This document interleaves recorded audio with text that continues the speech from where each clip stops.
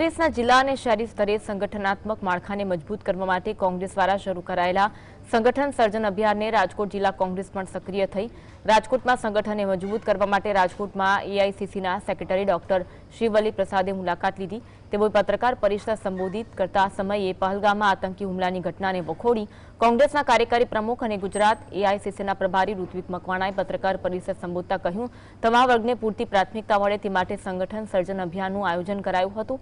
આ કમિટી દ્વારા દરેક જિલ્લા કક્ષાએ શહેર કક્ષાએ કાર્યકર્તાઓને જરૂર પડે તો સામાન્ય જનતાને સાંભળશે। સંગઠન મજબૂત બને તે માટે અલગ અલગ પદ માટે નવા ચહેરાઓને સ્થાન આપવામાં આવશે।